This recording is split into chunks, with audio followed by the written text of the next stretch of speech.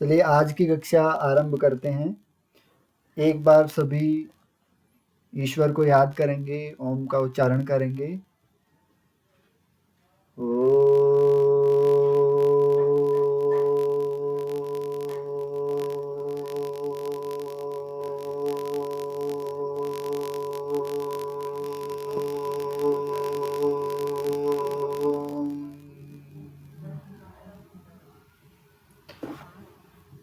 सभी को मेरा ओम नमस्ते। आज की कक्षा में आप सभी का स्वागत है। आज की कक्षा को आरंभ करने से पहले कुछ टेक्निकल चीज़ें मैं आपको बताना चाहूँगा। जैसे 1-2 बच्चे का रिव्यू आया, उनसे बातचीत मैंने की। तो एक तो आप अपने फ़ोन को हॉरिज़ॉन्टल कर सकते हैं। जैसे आप सीधा रखते हैं वर्टिकल, इसको आप ऐसे फ़ोन को लेटा सकते हैं, उससे आपकी स्क्रीन पूरी हो जाएगी और जो स्लाइड्स हैं वो आप उसको पूरा देख पाओगे। तो एक तो ये चीज़ ज़रूर किया करें, इससे आपको आसानी होगी चीज़ों को समझने में। स्लाइड आपको पूरा दिखेगी। दूसरा, आप डबल क्लिक करके स्क्रीन के ऊपर स्लाइड को बड़ा या छोटा कर सकते हो, या 2 उँगलियों के माध्यम से, दोनों उँगलियों से स्क्रीन के ऊपर आप इसको स्क्रॉल करेंगे तो छोटा बड़ा कर सकते हैं। जैसे कुछ बच्चे कहते रहते हैं ना कि उनको फ़ॉन्ट दिखाई नहीं देते ठीक से, तो अगर उनको कुछ फ़ॉन्ट दिखाई नहीं दे रहे हैं तो वो अपनी स्क्रीन को बड़ा कर लें। और उसके अलावा अगर किसी को आवाज़ ना आ रही हो या किसी को स्क्रीन ही ना दिखाई दे रही हो, तो वो मुझे कमेंट करके बता सकता है। तो इस चीज़ को ध्यान में रखें और कोई भी छोटी चीज़ हो वो आप मुझसे पूछ लिया करें। कल की कक्षा में हमने अंतः धोती के बारे में बात करी थी। आज हम बाकी की धोतियों की चर्चा करेंगे। षटक्रम प्रकरण अध्याय 1 के अंतर्गत जो महर्षि घेरंड और राजा चंड कपाली का जो वार्ता चल रही है, उस वार्ता से संबंधित। तो आज का जो हमारा विषय रहेगा वो षटकर्म के अंतर्गत सबसे पहला जो कर्म है धोती, उसमें दंत धोती और हृदय धोती, मूल शोधन, जो बाकी धोतियां बची हुई हैं, उनकी आज हम चर्चा करेंगे। तो कल हमने अंतः धोती के बारे में जाना कि इसके 4 प्रकार होते हैं। ये जो धोती है, इस धोती के वर्गीकरण तत्वों के आधार पर किए गए। इस चीज़ को आप नोट कर लीजिएगा। आशा करता हूँ आपने कल ये चीज़ नोट कर ली होगी कि अंतः धोती के जो प्रकार हैं वो तत्वों के ऊपर उनके नाम दिए गए हैं। वात से वायु तत्व, वारी से जल तत्व, अग्नि से तेज तत्व या अग्नि तत्व। उसी प्रकार से जो दंत धोती है, उसका जो ये वर्गीकरण किया गया है, इसमें इसमें शरीर के अंगों के नाम दिए गए हैं। आप देखेंगे दंत मूल, दांतों का मूल अर्थात जो जबड़ा होता है वो, फिर जिह्वा, कान और कपाल। जो तीसरा वर्गीकरण है वो जो टूल हम यूज कर रहे हैं उनके आधार पर किया गया है। तो ये मैंने एक बार फिर से आपको रिमाइंड करा दिया है। इस पॉइंट को नोट कर लेंगे, आपको ये चीज़ याद रखने में आसानी रहेगी। और चौथा जो पार्ट है धोती का वो है मूल शोधन। उसका कोई भी आगे वर्गीकरण नहीं किया गया है। तो कल हमने इन 4 धोतियों के बारे में बात करी। आज हम बात करेंगे दंत धोती की, जिसके अंतर्गत सबसे पहला है दंत मूल। चलिए आगे बढ़ते हैं। तो दंत धोती ये नाम से 4 हैं, लेकिन इनके कुल प्रकार 5 हैं। जैसे मैंने आपको बताया था कल कि नाम से 4 कैसे हैं: दंतमूल, जिह्वा शोधन, कर्णरंध्र और कपाल रंध्र। लेकिन कर्णरंध्र दोनों कानों से होने के कारण से इनको अलग अलग गिना गया है, इसलिए ये संख्या में 5 हो जाती है। तो नाम से 4 हैं, दोनों कानों को एक युग्म ना मान करके अलग अलग गिना जाने के कारण से ये 5 होती हैं। तो सबसे पहले हम चर्चा करेंगे दंतमूल धोती की। दंतमूल धोती के बारे में महर्षि घेरंडे कहते हैं, खादी रेण शेनायथ, अर्थात खादी के रस। खादिर का मतलब होता है कत्था।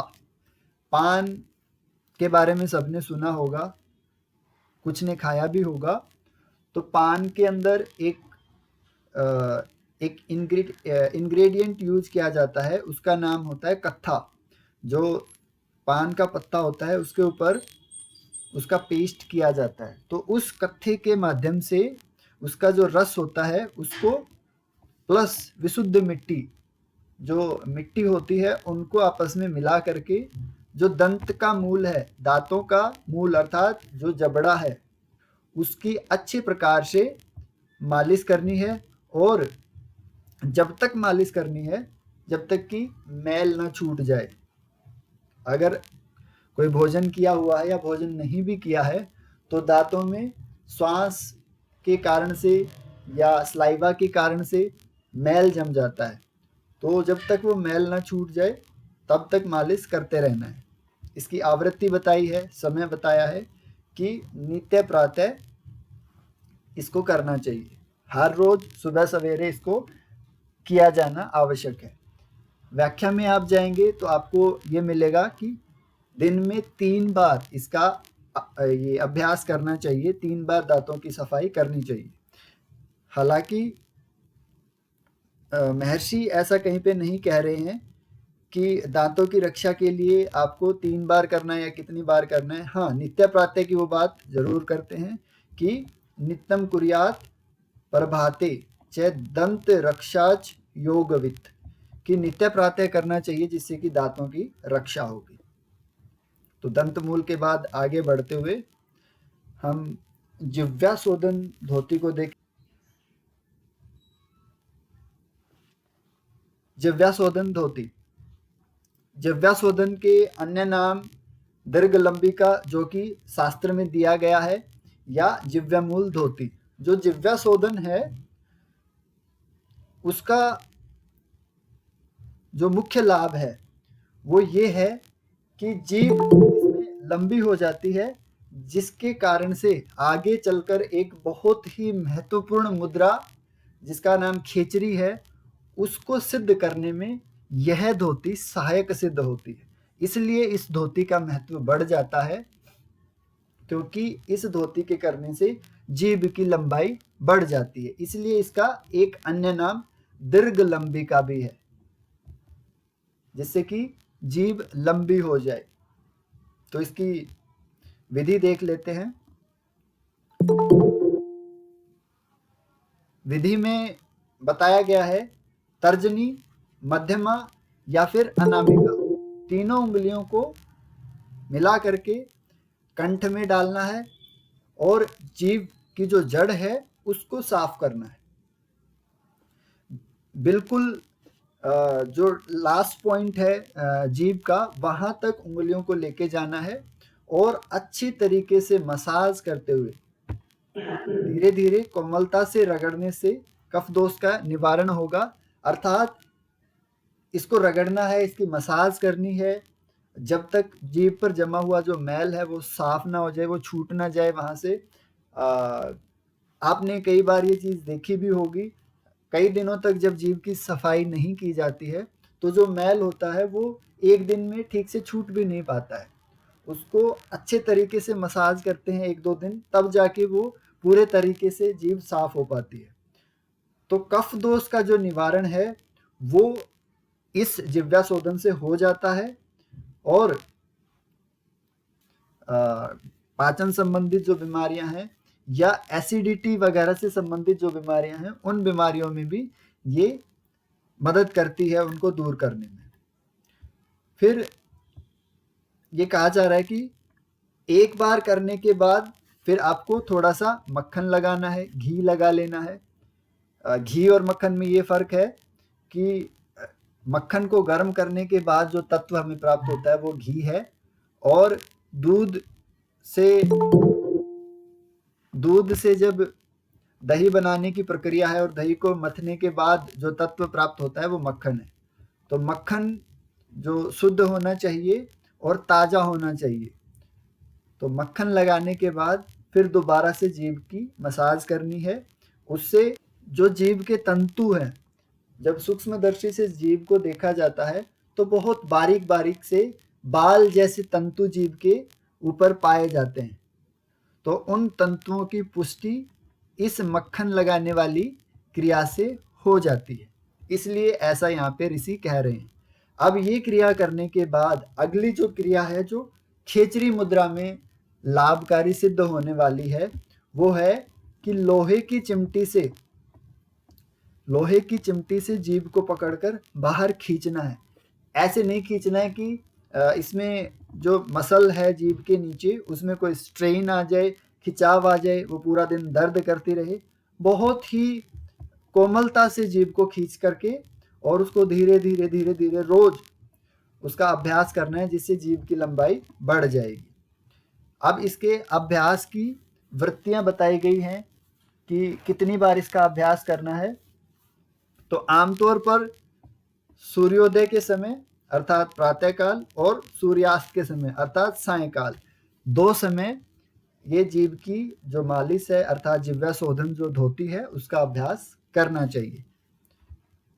इसका मुख्य लाभ ये है कि जिह्वा शोधन धोती के अभ्यास से बुढ़ापा, मृत्यु इत्यादि दूर हो जाते हैं और यह जो धोती है वो रोगों का नाश करती है। तो खेचरी मुद्रा की सहायक के रूप में हम इस धोती को देख सकते हैं। अगर क्वेश्चन इस तरीके से आता है कि ये पूछ लिया जाए कि निम्नलिखित में से कौन सी धोती खेचरी के लिए सहायक है, या जैसे हम कॉम्प्लीमेंट्री एंड अल्टरनेटिव थेरेपी सुनते हैं ना, योग को ऐसे कहते हैं कॉम्प्लीमेंट्री एंड अल्टरनेटिव थेरेपी है। तो ऐसे ही अगर कोई इस तरीके से क्वेश्चन आ जाए कि खेचरी मुद्रा की कॉम्प्लीमेंट्री जो क्रिया है वो कौन सी है, तो उस केस में हम जिह्वा शोधन धोती को ही टिक करके आएंगे। तो साथ में एक छोटा सा पॉइंट, अगर आप नोट्स बना रहे हैं और आप बना ही रहे होंगे, तो एक छोटा सा पॉइंट ये लिख लीजिए कि खेचरी मुद्रा की कॉम्प्लीमेंट्री क्रिया, षटकर्म जो है उनको क्रिया कहा जाता है। तो इस पॉइंट को नोट कर लेंगे।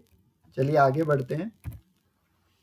अगली जो दंतमूल धोती के अंतर्गत जो धोती है वो है कर्णरंध्र धोती।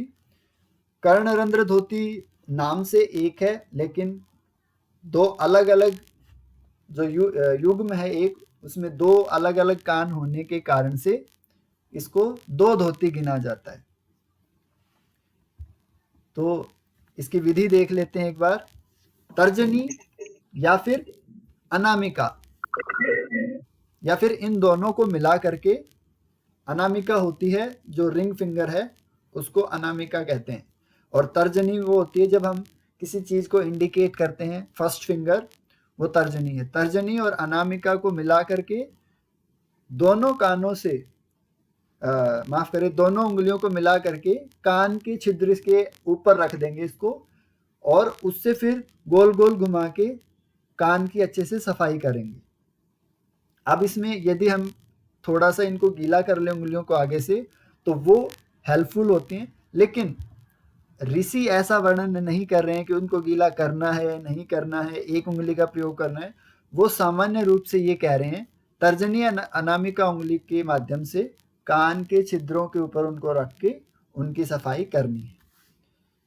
इस योग की विधि से यदि हम नित्याभ्यास करेंगे तो नाद जो एक मुख्य कॉन्सेप्ट है हठ योग के अंदर, नाद योग के नाम से एक अलग शाखा भी है योग की, तो उस नाद की अनुभूति जिसके बारे में हम हठ प्रदीपिका में विस्तार से पढ़ेंगे, उस नाद की अनुभूति हमें होने लग जाती है। नाद के 4 अलग अलग स्तर हैं। तो प्रथम स्तर का जो नाद है वो केवल इस धोती के अभ्यास से ही हम उसकी अनुभूति कर पाते हैं। मुख्य रूप से इसका यही लाभ है कि ये आध्यात्मिक रूप से सहायक होता है साधक के लिए या योगी जनों के लिए, या सामान्य व्यक्ति भी इसका निरंतर अभ्यास करते हैं तो उनको भी नाद की अनुभूति होना आरंभ हो जाती है। अंतिम दंतमूल धोती देख लेते हैं जी। तो अंतिम और पांचवी जो धोती है उसका नाम है कपाल रंध्र धोती। कपाल रंध्र में जो विधि है उसमें ये कहा गया है कि दाहिने हाथ की उंगलियों को समेट करके कप बनाना है। अगर आपने कभी देखा हो, जब बच्चा पैदा होता है और बहुत छोटा सा होता है, तो माता जब उसको नहलाती है तो उसके नहलाने के समय पे एक विशेष प्रक्रिया करती है। आपने वो प्रक्रिया, अगर आपने छोटे बच्चे को नहलाते हुए अपनी दादी को या माता को देखा है तो जरूर आपने इस कपाल रंध्र की प्रक्रिया को भी देखा होगा। तो एक बार विधि पढ़ लेते हैं, फिर बात करते हैं कि माताएं या जो दादी हैं वो किस प्रकार से छोटे बच्चे को नहलाते समय इस प्रकार की प्रक्रिया को अपनाती हैं। तो दाहिने हाथ की जो अंगुलियां हैं उनको समेट लेंगे और एक कप की आकृति बना लेंगे। समेटने का अर्थ उनको आपस में सटा लेंगे, अंगूठा और चारों उंगलियां, और एक कप की आकृति हाथ की बन जाती है। और उसमें फिर हमें पानी भर के जो कपाल रंध्र है, या जिसको हम ब्रह्म रंध्र या सहस्रार चक्र जहां पर बताया जाता है, सिर के बिल्कुल टिप में जो सहस्रार है उसके आगे जहां पे थोड़ा सा सिर में झुकाव होता है, वहां पर धीरे धीरे थपकी देनी है। एक बार पानी भरना है, 3 से 4 बार आपको थपकी देनी है, फिर पानी भरना है, फिर 3 से 4 बार थपकी देनी है। इस प्रकार से ये जो क्रिया है ये आपको एक बार में 3 से 4 बार इसको करना है। और इस अभ्यास को, जैसे कि मैं बता रहा था, जब बच्चा छोटा होता है तो उसके सिर में एक बहुत ही कोमल हिस्सा होता है। वो कोमल हिस्सा ही कपाल रंध्र है, जिसको अपनी सामान्य लोकल लैंग्वेज में काग भी बोला जाता है। तो उस काग के ऊपर जो माता होती है वो पानी भर के धीरे धीरे बिल्कुल ऐसे रखने जैसा ही होता है वो। तो जिनकी उम्र बड़ी हो गई है या जो एडल्ट हो गए हैं वो थोड़ी सी थपकी का भी प्रयोग कर सकते हैं। इस प्रकार से जो अभ्यास यदि नित्य प्रति किया जाए तो कफ दोष की मुक्ति इससे संभव है। और सबसे मुख्य बात यह है कि जो सहस्रार चक्र है, सहस्रार का अर्थ है हजारों जो कमल हैं या हजारों हजार जो नाड़ियां हैं वो सहस्रार चक्र से जुड़ी हुई होती हैं। और ये क्रिया करने से सहस्रार चक्र एक्टिवेट होने के जो चांसेस हैं वो बढ़ जाते हैं, या वो नाड़ियां जो हैं वो खुल जाती हैं। निर्मल होने का यहाँ पे अर्थ है कि मल रहित हो जाती हैं, साफ हो जाती हैं, और जिससे कि जो कपाल रंध्र है वो एक्टिवेट हो सकता है या होने के उसके चांसेस बढ़ जाते हैं। और क्योंकि जो सहस्रार चक्र है वो एक्टिवेट होने की स्थिति में होता है, इसलिए साधक को या योगी को दिव्य दृष्टि की भी प्राप्ति हो सकती है। नाड़ी निर्मलताम याति दिव्य दृष्टि प्रजायते, की दिव्य दृष्टि की प्राप्ति हो सकती है। अब इसके समय की बात कर लेते हैं। 4 समय ये करनी चाहिए: सोकर उठने पर, भोजन के बाद, सोने से पहले, और शाम के समय अर्थात सायकाल का जो समय होता है उस समय पर ये अभ्यास करना चाहिए। परंतु सामान्य व्यक्ति के लिए तो ये संभव नहीं है, पर सामान्य व्यक्ति भी यदि करना चाहे तो जब वो स्नान करता है, नहाते टाइम वो इस क्रिया का अभ्यास कर सकता है। नल के नीचे बैठ के या पानी को ऊपर से डालते हुए थपकी का प्रयोग करके वो कपाल रंध्र धोती का अभ्यास कर सकता है। तो आपने एक चीज तीनों धोतियों में देखी होगी कि दंत मूल धोती के अंतर्गत जब हमने कपाल रंध्र की बात करी तो यहाँ पे ब्रह्म रंध्र की बात आ गई। आप देख रहे होंगे ब्रह्म रंध्र की बात आ गई। ब्रह्म रंध्र का संबंध है सहस्रार चक्र से, तो ये भी आध्यात्मिक लाभ की ओर इशारा कर रहा है और स्पष्ट रूप से कह भी रहा है कि दिव्य दृष्टि प्रजायते, कि दिव्य दृष्टि की प्राप्ति होती है। जो हमने कर्णरंध्र धोती पढ़ी उसमें भी नाद की अनुभूति अर्थात आध्यात्मिक लाभ बताया गया है। और उससे पहले जब हमने जिव्याशोधन की बात पढ़ी तो उसमें भी खेचरी मुद्रा में सहायक होती है, इस तरीके का वर्णन मिलता है। तो ये जो धोतियां हैं इनका संबंध कहीं ना कहीं आध्यात्मिक लाभों से ज़्यादा है। ये जब क्रिया की जाएगी और लंबे समय तक इसका अभ्यास किया जाएगा तो नाड़ियों की निर्मल होने की जो सामर्थ्य है वो बढ़ जाता है, जिसके कारण से कॉन्शियसनेस भी बढ़ती है। तो ये जो दंतमूल धोती हैं इनके आध्यात्मिक लाभ ज़्यादा हैं। तो अब आगे बढ़ते हुए हम हृदय धोती को देखेंगे। हृदय धोती का अर्थ है हृदय प्रदेश की धोती, अर्थात हृदय प्रदेश को धोना। हृदय प्रदेश कौन सा है? हमारे गले से लेकर के और छाती तक का, डायफ्राम तक का जो हिस्सा है, आमाशय भी उसमें आ जाता है। तो वो जो क्षेत्र है उसकी सफाई जो होती है वो हृदय धोती कहलाती है। हृदय धोती के त्रिविधा की 3 विधा हैं, इसके 3 प्रकार हैं, दंड, वमन, वासासाम। कौन कौन से? दंड, वमन धोती और वस्त्र धोती। तो इन तीनों के बारे में अब जानेंगे एक एक करके। तो हृदय धोती में सबसे पहला है दंड धोती। दंड धोती की विधि के बारे में चर्चा कर लेते हैं कि केले के डंडे या फिर हल्दी के डंडे या बेंत के डंडे, जो उसका आगे का नर्म हिस्सा होता है, अगर नर्म नहीं है तो उसको गर्म या कुनकुने पानी में डाल करके नरम कर लेना चाहिए। उस हिस्से को गले के अंदर धीरे धीरे, जिस प्रकार से हमने जिव्याशोधन में 3 उंगलियों के माध्यम से जीभ की मसाज करी, उसी प्रकार से दंड के माध्यम से गले के अंदर उस दंड को डाल करके धीरे धीरे अंदर डालना और बाहर निकालना, अर्थात उसकी अच्छे से और सहजता से मसाज करना। धीरे धीरे इसलिए ताकि कोई चोट ना लगे, क्योंकि कई बार जो केले का तना है हो सकता है वो कठोर रह जाए, या हल्दी का डंडा है, भले ही हल्दी एंटीबायोटिक है लेकिन उससे भी चोट लगने की संभावना रहती है। तो इसलिए बहुत ही सहजता से इस अभ्यास को करना चाहिए। फिर जो कफ इत्यादि है या जो कलेदक जो जिह्वा के मूल में जो जमा हुआ है उसको साफ करके और फिर उसका रेचन कर देना चाहिए। रेचन कर देना चाहिए अर्थात उसको बाहर निकाल देना चाहिए। 3 चीजें आप इसमें बार बार पढ़ेंगे, रेचक, कुंभक और पूरक। पूरक का अर्थ होता है ग्रहण करना, कुंभक का अर्थ होता है रोकना और रेचन का अर्थ होता है बाहर निकालना। तो दंड धोती के लाभ देख लेंगे।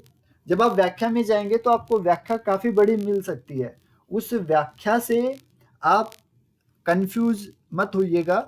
कुछ बच्चे हैं जो व्याख्या पढ़ लेते हैं और व्याख्या में 2-4 चीज़ें और लिखी होती हैं, और हो सकता है कि किसी दूसरे टीचर ने आपको ऐसे आप उनसे आपने ऐसे सुना हो कि कुछ और चीज़ का भी वर्णन उन्होंने किया हो और वो व्याख्या से उन्होंने बता दिया हो।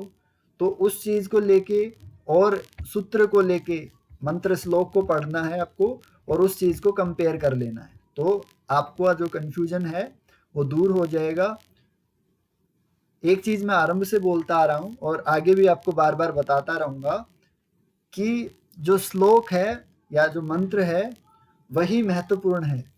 उससे अलग आप पढ़ते हैं तो वो सही उत्तर नहीं माना जाएगा, क्योंकि व्याख्याएं, अगर मैं आज एक किताब लिख दूं और उसकी व्याख्या कर दूं अपने शब्दों में और उसमें मैं 2-4 शब्द अपनी तरफ से ऐड कर दूं और आप उसको पढ़ के उसको आंसर मान लें और एग्ज़ाम में उनमें से कोई ऑप्शन आ जाए और आप उसको टिक करके आ जाओ, तो वो आपका आंसर गलत हो जाएगा। तो इस चीज़ को आप समझ लें कि जो श्लोक है उसके नीचे एक अर्थ दिया होता है जो हिंदी में होता है, केवल उसको आपको पढ़ना है। व्याख्या पढ़ सकते हैं केवल अपनी समझ को बढ़ाने के लिए, लेकिन उसको सही उत्तर ना माने। चलिए इसका लाभ देख लेते हैं। तो जो दंड धोती है ये हृदय से संबंधित जो रोग हैं उनका नाश कर देती है। सबसे बड़ी बात ये है कि इसमें क्लेद का अर्थ होता है श्लेष्मा, जो चिपचिपा सा एक तत्व होता है जो कफ भी नहीं बना है, या इसको आप ऐसे समझ सकते हैं कि जब जुखाम कोल्ड होना आरंभ होता है उस समय जो तत्व बाहर निकलता है नाक के माध्यम से, वो चिपचिपा जो पदार्थ है वो श्लेष्मा होता है। तो वो श्लेष्मा बाहर आने से जो नाड़ियां हैं जिनसे रक्त बहता है वो नाड़ियां शुद्ध होती हैं, और थक्का जमना या फिर जिसको कोलेस्ट्रॉल या ट्राइग्लिसराइड बोल देते हैं वो जमना बंद हो जाता है और हृदय रोग हृदय विकार दूर होते हैं। चलिए अगला देखते हैं वमन धोती। वमन धोती की इसके मुख्यतः दो प्रकार हैं। व्याख्या में आप जाकर के देखेंगे तो वहां पे आपको इसके दो प्रकार मिल जाएंगे। महर्षि भी इसके दो प्रकार की वर्णन करते हैं। तो दो इसके मुख्य प्रकार हैं, एक तो कुंजल क्रिया और एक व्याघ्र क्रिया। इन दोनों के बारे में अलग अलग हम जान लेंगे। पहले जो सामान्य विधि महर्षि बता रहे हैं उसको एक बार जान लेते हैं। तो विधि में क्या कह रहे हैं महर्षि कि ज्ञानी साधक को भोजन के अंत में कंठ पर्यंत पानी पीना है और तुरंत ही ऊपर देखते हुए उसको बाहर निकाल देना है। अब देखिए हम अगर ऐसा करेंगे, पहली बार हम अभी जैसे खाना खाया और पूरा पानी पी लिया और एक बार ऊपर देखते हुए पीछे झुकेंगे और आगे झुकते ही हमें वमन नहीं हो पाएगा। हमने जो पानी ग्रहण किया है और उससे पहले जो अन्न खाया वो बाहर नहीं आएगा।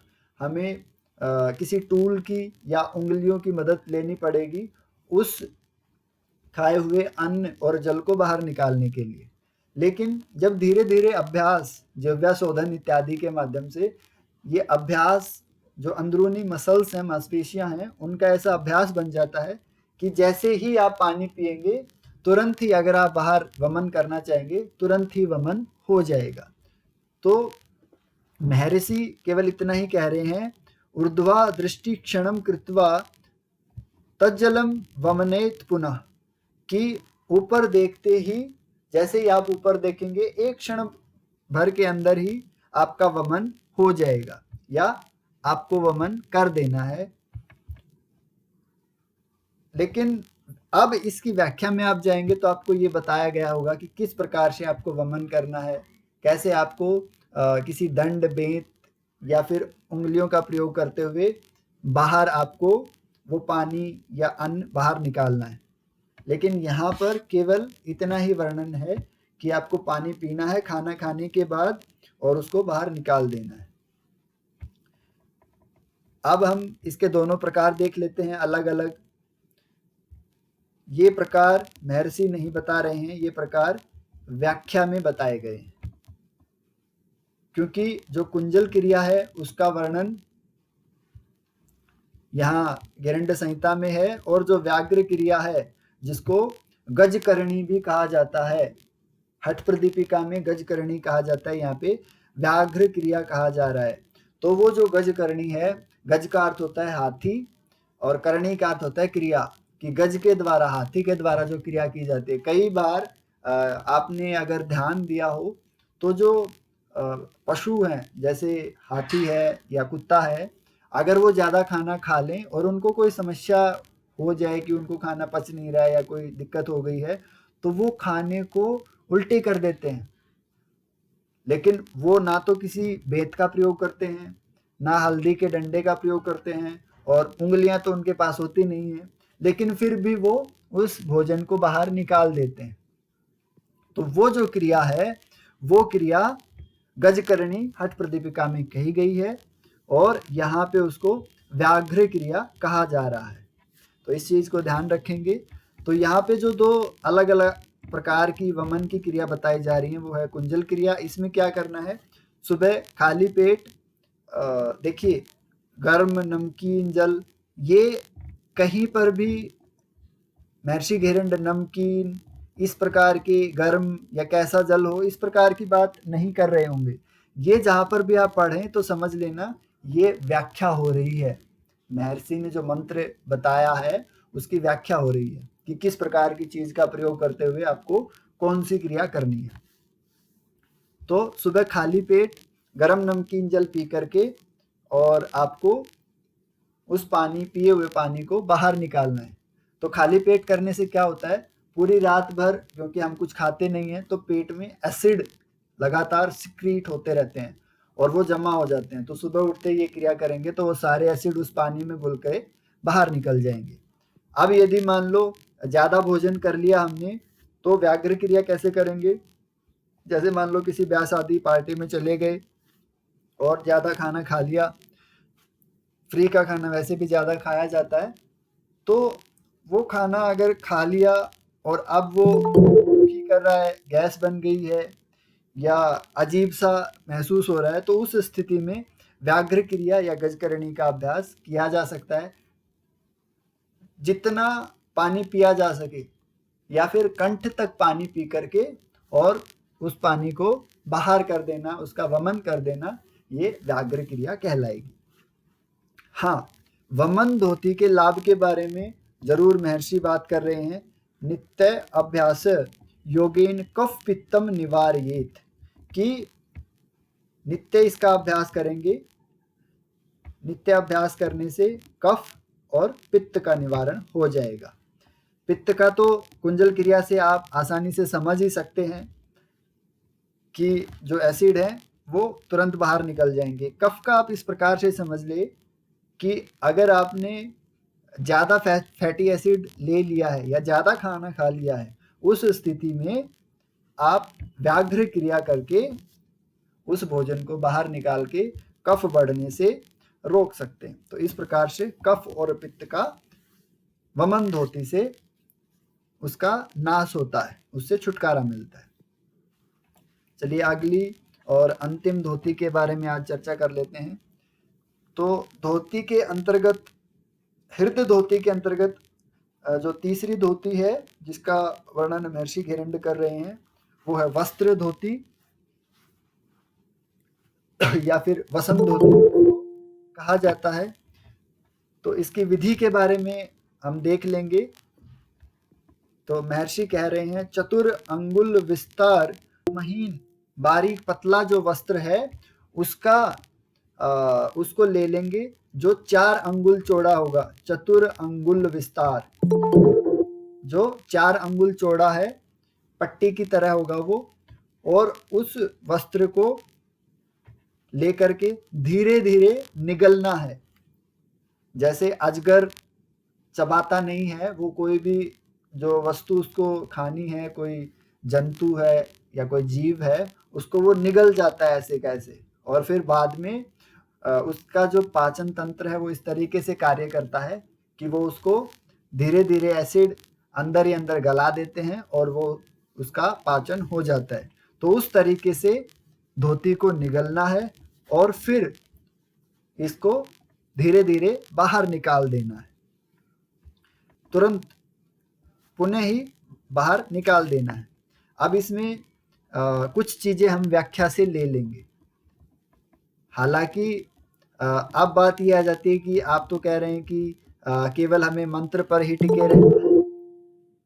हाँ, मंत्र पर ही टिके रहना है, लेकिन कुछ चीज़ें सामान्य प्रयोग में भी हम करते हैं। जैसे कि एक बहुत ही कॉमन उदाहरण है कपालभाति का। कपालभाति को प्राणायाम की तरह उसका अभ्यास किया जाता है और बहुत सारे जो योगी जन वर्तमान समय में हैं या जो योगा थेरेपिस्ट हैं वो क्रिया की तरह उसका प्रयोग ना करके प्राणायाम की तरह उसका अभ्यास कराते हैं।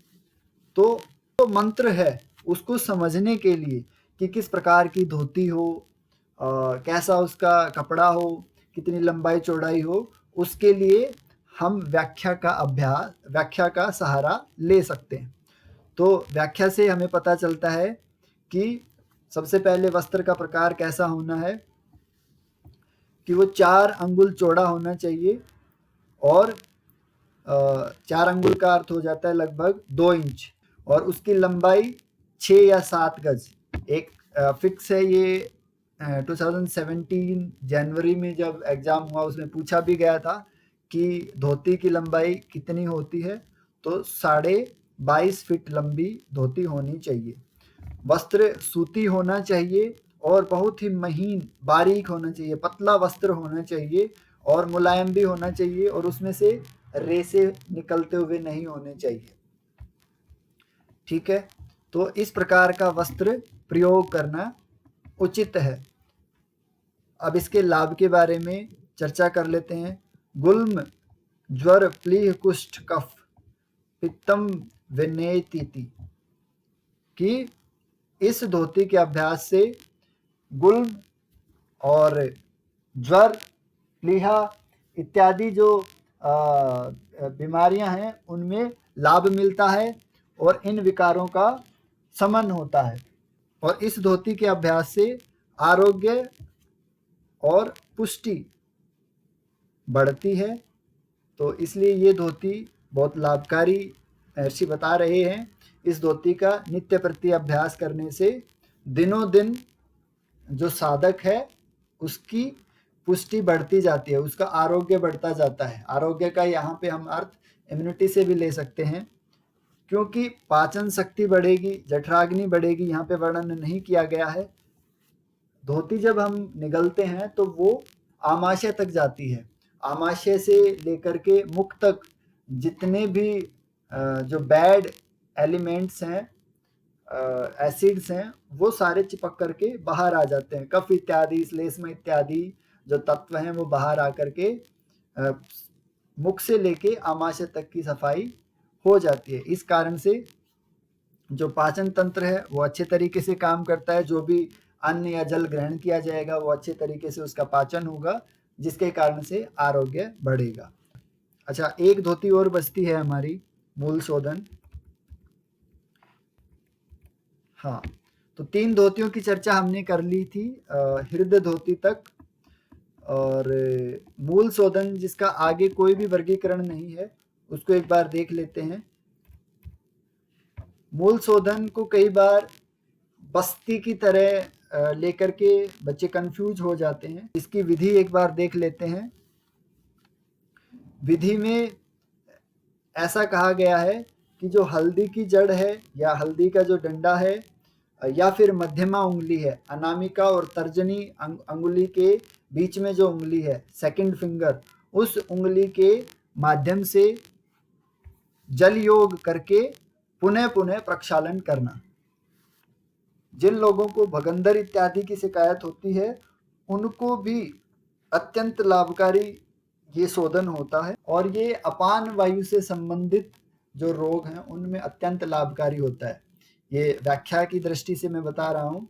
तो मूल का जो शोधन है, गुदा भाग या अधोमार्ग जो है, वहाँ पर हल्दी की जड़ या मध्यमा उंगली को जल से भिगो करके बार बार गुदाद्वार की, एनस की अच्छे से सफाई करना मूल शोधन कहलाता है। इसमें जल की जगह पे हम अन्य जो तत्व हैं उनका भी प्रयोग कर सकते हैं, जैसे गाय का घी हो गया, तेल हो गया, या फिर नीम का पानी का भी प्रयोग इसमें किया जा सकता है। तो इस प्रकार से भिन्न भिन्न तत्वों का प्रयोग करके मूल शोधन किया जा सकता है। लेकिन मंत्र के अनुसार आप ध्यान रखेंगे कि हल्दी की जड़, मध्यमा उंगली और जल, इन 3 का ही वर्णन महर्षि कर रहे हैं। लाभ देख लेते हैं कि मूल शोधन के अभ्यास से कई बार क्या होता है कि मल बहुत कठोर हो जाता है किसी कारणवश से, जिसको हम सामान्य भाषा में कब्ज होना कह सकते हैं। तो उस स्थिति से ऐसा नहीं है कि एक दिन इसका अभ्यास कर लिया तो कब्ज टूट जाएगी, या कब्ज की जो समस्या है वो हो सकता है कि उस दिन कब्ज से निवारण हो जाए, अच्छे से पाखाना हम जा पाए, लेकिन कब्ज की बीमारी को तोड़ने के लिए निरंतर मूल शोधन करना पड़ेगा, इसका अभ्यास करना पड़ेगा, करना चाहिए। या फिर दूसरा, मल अवरोध किसी कारण से, मान लो श्लेष्मा इत्यादि ज्यादा हो गया है और गांठ गांठ की तरह मल इकट्ठा है, गैस इत्यादि की समस्या है, या और भी अगर अपान प्रदेश से संबंधित समस्याएं हैं, वो मूल शोधन के अभ्यास से ठीक हो जाती हैं। इस प्रकार से जो धोती का जो वर्णन है षटक्रम के अंतर्गत, वो हमने पूरा कर लिया है। और अगले विषय में हम बाकी के जो षटकर्म हैं उनकी चर्चा करेंगे। षटकर्म के जो बाकी प्रकार हैं उन सभी की चर्चा करेंगे। और जैसे ही ये यूनिट कंप्लीट होती है, इस यूनिट के कंप्लीट होने पर आपको असाइनमेंट प्रोवाइड करा दिए जाएंगे। सारा पूरा का पूरा जो इसका नोट्स है वो आपको मिल जाएगा, और उससे फिर आप अपने जो सिलेबस है उसको दोबारा से रिवाइज कर पाएंगे। अगर आपको बुक पढ़नी है तो आप घेरंड संहिता ले सकते हैं मुंगेर बिहार वालों की, और उससे मेरी आपसे रिक्वेस्ट है कि व्याख्या पढ़ें, लेकिन व्याख्या को ही उत्तर ना माने। तो आज का विषय पूरा होता है। अगर किसी का कोई प्रश्न है तो वो पूछ सकता है, या अन्य किसी विषय के बारे में पूछना चाहता है तो वो पूछ सकता है।